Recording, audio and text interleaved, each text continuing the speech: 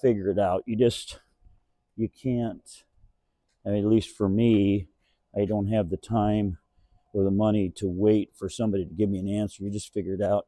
Years ago, I figured out that these switches fail pretty easy.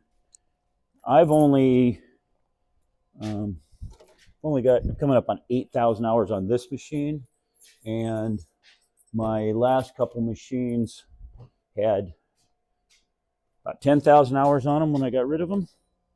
And this is machine